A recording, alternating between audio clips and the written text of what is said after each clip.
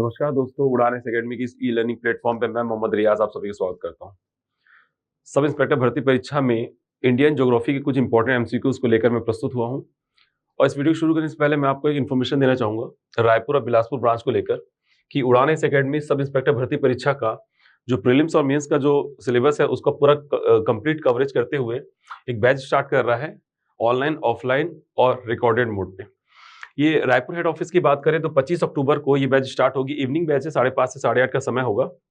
और जैसा कि आप जान ही पा रहे हैं कि 341 पदों के लिए ये भर्ती परीक्षा निकाली गई है सब इंस्पेक्टर की। इसमें हमारे क्लास के जो एक्सपर्ट फैकल्टी हैं वो क्लास आपकी लेंगे और फीस बहुत नॉमिनल रखी गई है। और इसकी अधिक जानकारी के लिए आप नीचे दिए गए नंबर पर संपर्क कर सकते हैं या उड़ान एकेडमी के मेन ब्रांच या सिटी प्लाजा ब्रांच में आप संपर्क कर सकते हैं। इसके बाद सेम डेट पर एक और बैच स्टार्ट हो रही है बिलासपुर ब्रांच में सब इंस्पेक्टर भर्ती परीक्षा को लेकर। सेम बैच रहेगी, इसका टाइमिंग रहेगा 5 से 8। और यहाँ पर आप नीचे दिए गए बिलासपुर के नंबर पे कॉल करके अगर आप बिलासपुर के स्टूडेंट हैं आप तो बिलासपुर के इस नंबर पे आप कॉल करके बात कर सकते हैं और विजिट कर सकते हैं। चलिए, तो ये रायपुर और बिलासपुर का याद रखिएगा। 25 अक्टूबर को ये बैच स्टार्ट हो रही है। 25 अक्टूबर को बैच स्टार्ट हो रही है, ध्यान दीजिएगा। अच्छा अवसर है आपके पास 341। और ये जो CGPSC जो भर्ती परीक्षा एग्जाम ले रहा है, तो जो CGPSC का एग्जाम की तैयारी कर रहे हैं तो उनके लिए सबसे अच्छा है क्योंकि CGPSC ही कंडक्ट कर रहा है। इसके अलावा CGPSC के अलावा व्यापम की तैयारी करने वाले और भी जो कॉम्पिटिटिव एग्जाम की तैयारी कर रहे हैं सभी के लिए अच्छा अवसर है कि वो इस एग्जाम को दे। ठीक है, चलिए, तो ये बैच के लिए एक बार ध्यान दीजिएगा कि 25 अक्टूबर को बैच स्टार्ट हो रही है। चलिए, इसमें सबसे पहला जो क्वेश्चन है कि अब जैसे कि क्वेश्चंस फैक्चुअल होंगे, सब इंस्पेक्टर भर्ती परीक्षा के क्वेश्चंस फैक्चुअल होंगे तो हम फैक्चुअल क्वेश्चन पे ही बात करेंगे। सबसे पहला क्वेश्चन है, भारत की श्वेत क्रांति का जनक किसे कहा जाता है? तो डॉक्टर वर्गीस कुरियन पहला ऑप्शन है, डॉक्टर वर्गीस कुरियन। दूसरा डॉक्टर हरगोविंद खुराना। तीसरा डॉक्टर होमी भाभा। और चौथा ऑप्शन डॉक्टर राजेंद्र प्रसाद। यहाँ पे सही जवाब है आपका डॉक्टर वर्गीस कुरियन, जिन्होंने गुजरात में एक्सपेरिमेंटल पैटर्न पे सबसे पहले श्वेत क्रांति की शुरुआत की और उसके बाद नेशनल डेयरी डेवलपमेंट बोर्ड के माध्यम से वो जुड़कर भारत में श्वेत क्रांति की शुरुआत की। मतलब गुजरात में श्वेत क्रांति के जनक या ऑपरेशन फ्लड के जनक डॉक्टर वर्गीस कुरियन और भारत में ऑपरेशन फ्लड के जनक जो हैं वो नेशनल डेयरी डेवलपमेंट बोर्ड माना जाता है। हालांकि नेशनल डेयरी डेवलपमेंट बोर्ड के जो अध्यक्ष थे वो डॉक्टर वर्गीस कुरियन ही थे। तो इसका सही जवाब होगा option number A, doctor Varghese Kurien. ये ध्यान रखिएगा। इसके अलावा श्वेत क्रांति का वैसे संबंध दुग्ध उत्पादन से है, ये आप जानते हैं। ठीक है, इसे ही ऑपरेशन फ्लड कहा जाता है। उसके बाद अगला क्वेश्चन जो है, केसर का वाणिज्यिक स्तर पर उत्पादन निम्न में से किस राज्य में होता है? केसर के उत्पादन की बात करें तो जो यहां पर ऑप्शन देखिए, जम्मू कश्मीर, हिमाचल प्रदेश, पंजाब और केरल। यहां पर वाणिज्यिक स्तर पर उत्पादन सबसे ज्यादा कहां पर होता है? जम्मू कश्मीर में। जम्मू कश्मीर में कश्मीर की घाटी में मुख्य रूप से केसर का उत्पादन होता है, जिसे जाफरान कहते हैं। ठीक है, जम्मू कश्मीर में सबसे ज्यादा केसर का उत्पादन होता है कश्मीर की घाटी में, ध्यान रखिए कश्मीर की घाटी में। और उसके बाद अगले प्रश्न की बात करें तो भारत का अधिकतम गेहूं उत्पादक राज्य कौन सा है? हरियाणा, उत्तर प्रदेश, पंजाब और बिहार।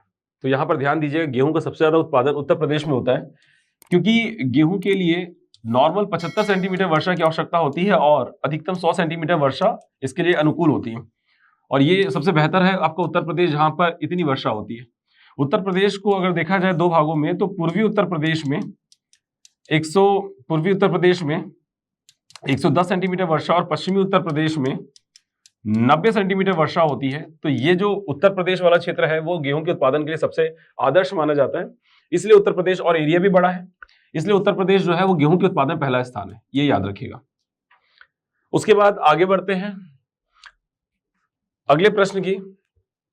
तो अगला प्रश्न है, क्रिकेट बैट के लिए विलो जो एक लकड़ी है, वृक्ष है, कहां से प्राप्त होती है? उष्णकटिबंधीय वन से,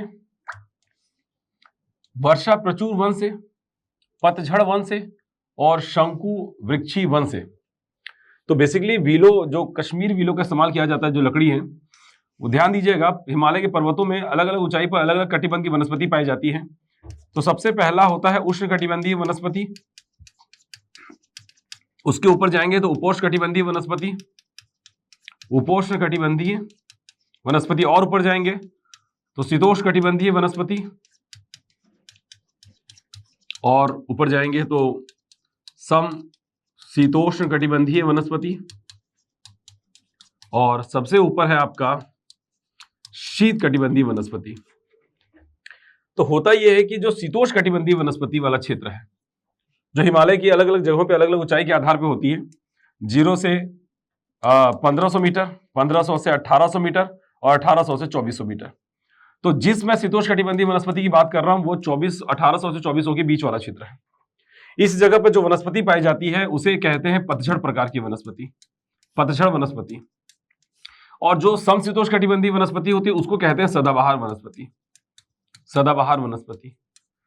तो बेसिकली जो शीतोष्ण कटिबंधीय वनस्पति उसके अंतर्गत आता है कौन सा वृक्ष? Willow, walnut, maple, chestnut, oak, birch, ये सारे बहुत सारे वृक्ष हैं जो शीतोष्ण कटिबंधीय वनस्पति के अंतर्गत आते हैं। और ये एक प्रकार की कौन सी वनस्पति है? तो बताइएगा, पतझड़। लेकिन जरा ऊपर जाने पर समशीतोष्ण कटिबंधीय वनस्पति की अगर हम बात करें तो यहां पर यह वनस्पति किस प्रकार की होती है? सदाबहार वनस्पति। बाकी बाद में इसके डिस्कशन पे बाद में बात करेंगे कि इसकी डिटेलिंग पे। तो बेसिकली आप समझिएगा जो विलो प्रकार के जो वनस्पति हैं या विलो जो वृक्ष है वो शीतोष्ण कटिबंधीय वनस्पति के अंतर्गत आते हैं, जिसे चौड़ी पत्ती वाले पतझड़ वनस्पति कहते हैं। चौड़ी पत्ती वाले पतझड़ वनस्पति कहते हैं। और वहीं पर समशीतोष्ण कटिबंधीय वनस्पति को चौड़ी पत्ती वाले सदाबहार वनस्पति कहते हैं। तो यहां पर ध्यान दीजिएगा, चौड़ी पत्ती वाले पतझड़ वनस्पति है तो विलो जो है वो एक प्रकार का पतझड़ उष्ण कटिबंधीय वनस्पति, ये गलत हो जाएगा। उष्ण कटिबंधीय वनस्पति गलत हो जाएगा। वर्षा प्रचुर वन गलत हो जाएगा। शंकु वृक्षी वन जो होता है ना, ध्यान दीजिएगा, वो समशीतोष्ण कटिबंधीय वनस्पति, ये जो आपका समशीतोष्ण कटिबंधीय वनस्पति है ना, यहीं पर पाए जाने वाली वनस्पति को हम कहते हैं टैगा वनस्पति। इसी को हम क्या कहते हैं? टैगा वनस्पति कहते हैं। और वहीं पर शीत कटिबंधीय वनस्पति को क्या कहते हैं? तो टुंड्रा वनस्पति कहते हैं। टुंड्रा वनस्पति नाम सुना होगा आपने। तो जो टैगा वनस्पति है, टैगा वनस्पति के जो वृक्ष होते हैं, ये जो टैगा वनस्पति के जो वृक्ष होते हैं वो कैसे होते हैं? तो बता दीजिएगा, शंकुधारी और कोणधारी, शंकुधारी कोणधारी वनस्पति होते हैं। इसी को ही हम कौन सी वनस्पति कहते हैं? टैगा वनस्पति। और ये बेसिकली समशीतोष्ण कटिबंधीय वनस्पति। तो शंकु वृक्षी वन जो है ना, वो समशीतोष्ण कटिबंधीय वनस्पति की बात कर रहा है और वो टैगा वनस्पति। तो जो विलो है वो टैगा वनस्पति नहीं है, वो शीतोष्ण कटिबंधीय वनस्पति के अंतर्गत आता है। तो इसका सही जवाब है ऑप्शन नंबर सी। ठीक है, चलिए आगे बढ़ते हैं अगले प्रश्न पर। अगला प्रश्न कह रहा है कि भारत के निम्न राज्यों में से किसमें सागौन का वन पाया जाता है सर्वाधिक? तो इसमें option A Madhya Pradesh, B Uttar Pradesh, Jharkhand, Karnataka. तो यहां पर सही जवाब है मध्य प्रदेश। फैक्चुअल क्वेश्चंस आएंगे, तैयार रखिएगा अपने आप को। तो सागौन के वन सबसे ज्यादा कहां पाए जाते हैं? मध्य प्रदेश में पाए जाते हैं। ठीक है, सागौन के सबसे ज्यादा वन कहां पाए जाते हैं? मध्य प्रदेश में पाए जाते हैं। और उसके बाद आगे बढ़ते हैं। अगला प्रश्न है, तेल की अत्यधिक संभाव्यता युक्त रावा अपतट खंड अवस्थित है। यानी सबसे ज्यादा तेल के भंडार पाए जाने की संभावना रावा अपतटीय तेल क्षेत्र की है। और ये रावा अपतटीय तेल क्षेत्र कहां पर अवस्थित है? तो पहला ऑप्शन है कृष्णा गोदावरी द्रोणी में, दूसरा कावेरी द्रोणी में, महानदी द्रोणी में, और पालार पेन्नार द्रोणी में। तो यहां पर आप देखिएगा, इसका सही जवाब है ऑप्शन नंबर ए। कृष्णा गोदावरी का जो बेसिन क्षेत्र है, कृष्णा गोदावरी का जो डेल्टाई क्षेत्र है, वहां पर एक पेट्रोलियम तेल क्षेत्र की खोज की गई जिसका नाम है रावा अपतटीय तेल क्षेत्र। ये सबसे बड़ा संभाव्यता युक्त रावा तेल क्षेत्र है जिसका नाम है रावा अपतटीय तेल क्षेत्र। अपतटीय क्यों कहा जा रहा है? क्योंकि तट के बाहर जब हम बात करते हैं ना, तट के बाहर, तो उसे हम बोलते हैं अपतटीय क्षेत्र। तट के बाहर वाले क्षेत्र को हम बोलते हैं अपतटीय क्षेत्र। और तट के बाहर वाला क्षेत्र जो समुद्री क्षेत्र होता है, वहीं पर जीवाश्म के दबने से, वहीं पर परतदार चट्टानों में जीवाश्म के दबने से पेट्रोलियम और नेचुरल गैस का क्या होता है? निर्माण होता है। तो पेट्रोलियम और नेचुरल गैस के लिए कंडीशन क्या बनती है कि समुद्री क्षेत्र होना चाहिए, परतदार चट्टानें होनी चाहिए, और परतदार चट्टानों में समुद्री जीवाश्म का दबना जरूरी है। और एक लंबे समय के बाद सड़ गलकर वही बन जाता है क्या? पेट्रोलियम और नेचुरल गैस बन जाता है। अंतःस्थलीय क्षेत्र में, यानी कि अपतटीय, तट के बाहर अपतटीय हो गया, अब तट के अंदर क्या हो गया? अभितटीय क्षेत्र। अभितटीय क्षेत्र की हम बात करते हैं, मतलब भारत के राज्यों के अंतर्गत हम बात करते हैं, तो वहां पर पेट्रोलियम और नेचुरल गैस की संभावना नहीं होती। लेकिन वहां पर पाए जाएंगे जिनका अपना एक समुद्री इतिहास होगा। समुद्री इतिहास मतलब समुद्र का कुछ इतिहास आपको वहां देखने मिलेगा। जैसे कि एग्जांपल के तौर पे पश्चिमी राजस्थान का समुद्र में डूबा होना। पश्चिमी राजस्थान का एक लंबा समय समुद्र में डूबा हुआ था। कच्छ के रण का एक लंबा समय समुद्र में डूबा होना।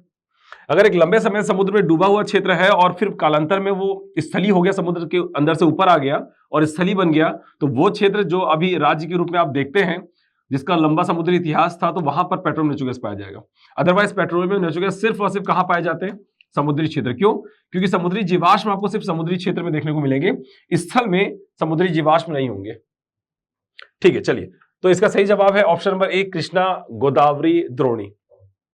चलिए और आगे बढ़ते हैं, अगले प्रश्न की बात करते हैं। अगला प्रश्न है, दुलहस्ती पावर स्टेशन निम्नलिखित में से किस नदी पर आधारित है?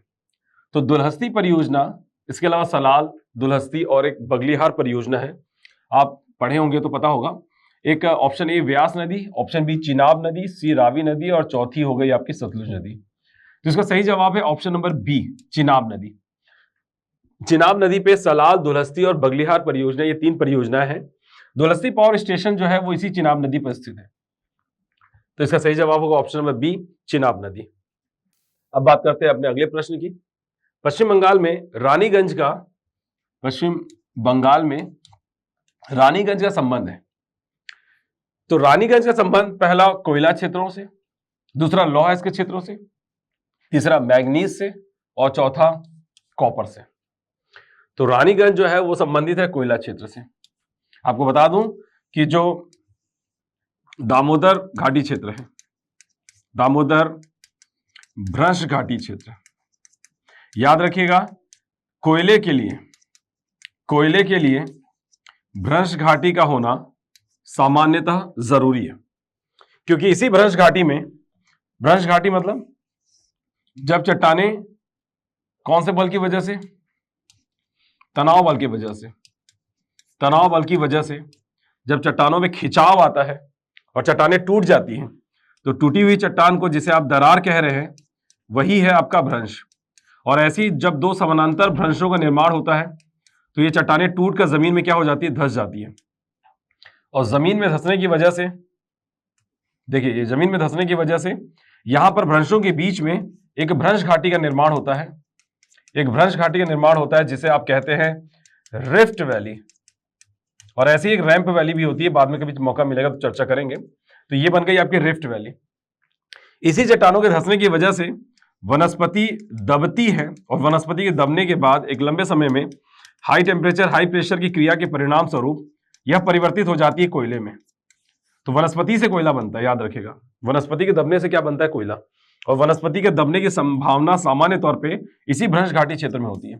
तो वे सभी नदियां जो भ्रंश घाटी में बहती है, वहां पर डेफिनेटली क्या पाया जाएगा? अगर वनस्पति दबी है तो कोयला पाया जाएगा। दामोदर नदी की बात करें तो दामोदर नदी झारखंड में बहती है और पश्चिम बंगाल में बहती है।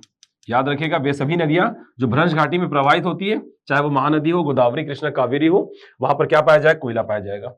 झारखंड के झरिया, बोकारो, गिरिडीह, रामगढ़, कर्णपुरा, ये सारे कोयला क्षेत्र जो है, फिर से कह रहा हूं, झरिया, बोकारो, गिरिडीह, कर्णपुरा, रामगढ़, ये सारे कोयला क्षेत्र झारखंड के इसी दामोदर भ्रंश घाटी क्षेत्र में पाए जाते हैं। और पश्चिम बंगाल का कोयला क्षेत्र की बात करें तो रानीगंज इसी दामोदर नदी के भ्रंश घाटी क्षेत्र में पाए जाते हैं।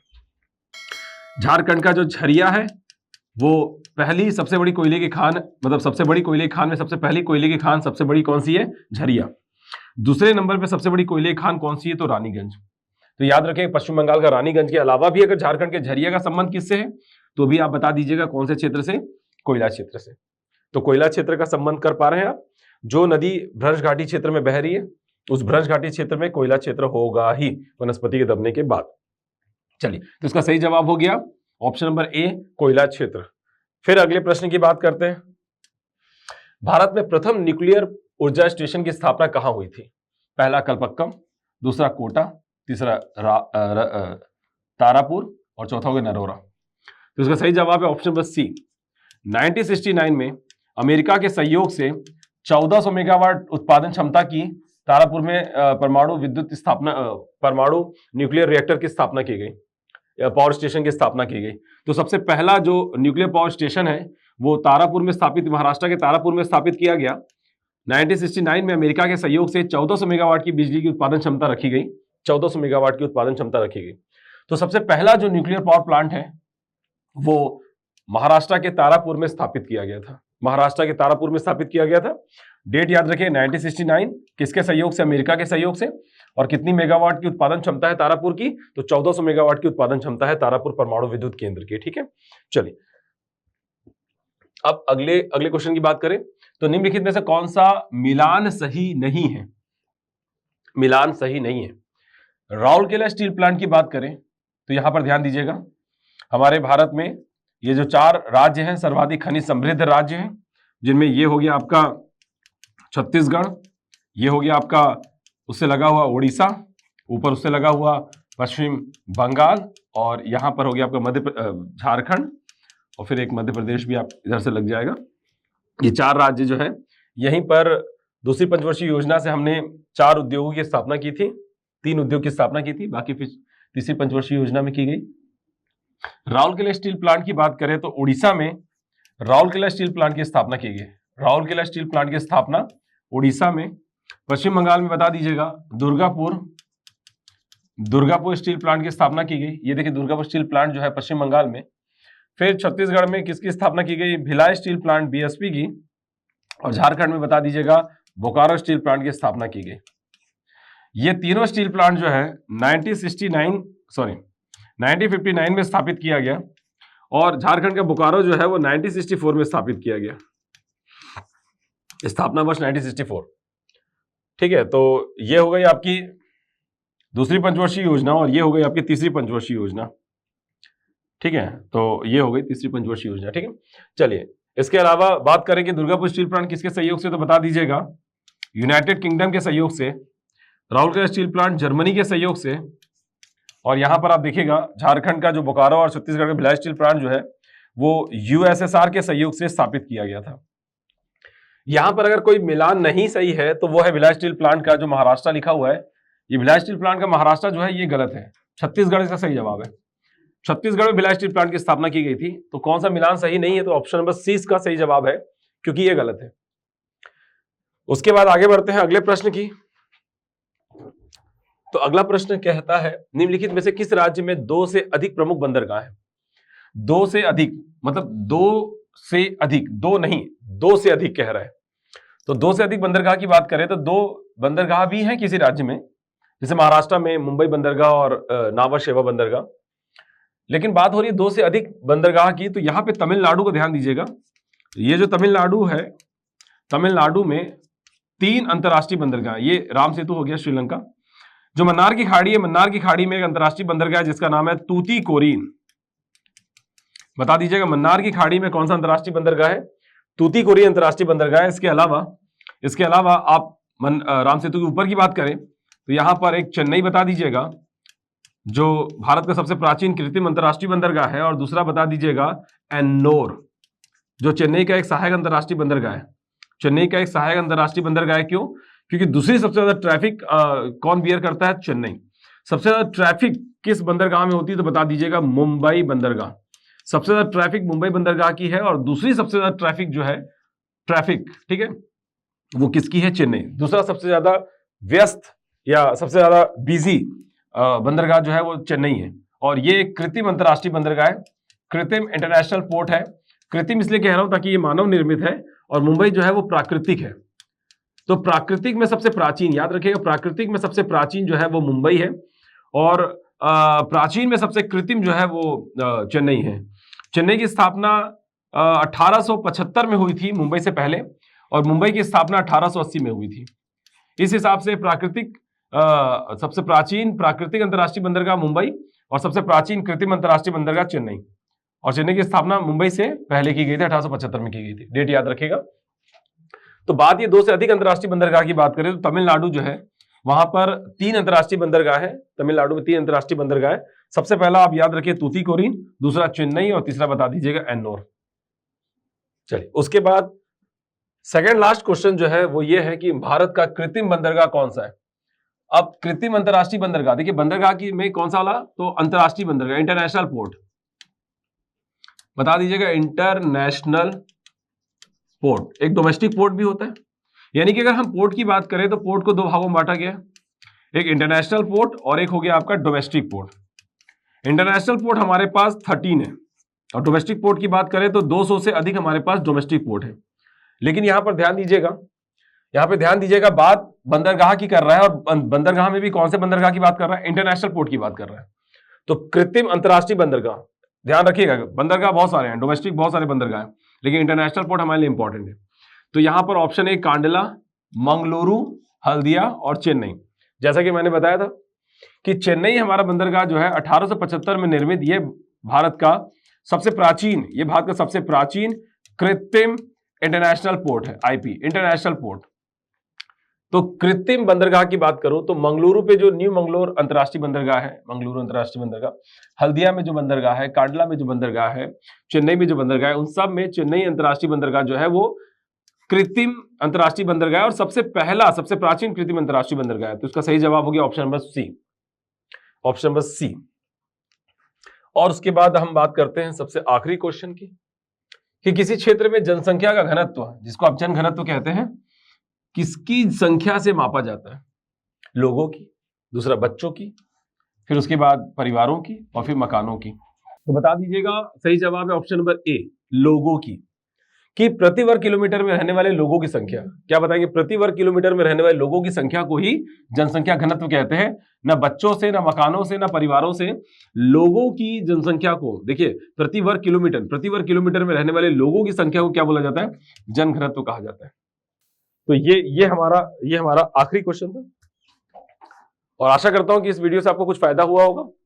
और ये मैं आपको फिर से अगेन एक बार और बता दूं कि रायपुर ब्रांच और सिटी प्लाजा ब्रांच में 25 अक्टूबर को ये बैच स्टार्ट हो रही है, इवनिंग बैच में 5:30 से 8:30 रायपुर में, और बिलासपुर में 5 से 8 की ये बैच स्टार्ट हो रही है। मिस मत करिएगा, क्योंकि ऐसे वैकेंसी बार बार नहीं निकलती और ऐसे बैचेस बार बार नहीं स्टार्ट होते। अच्छे से पढ़िएगा और आपका भविष्य अच्छा हो, उज्जवल हो। इसी कामना के साथ इस वीडियो खत्म करता हूं। धन्यवाद, टेक केयर, ख्याल रखिएगा।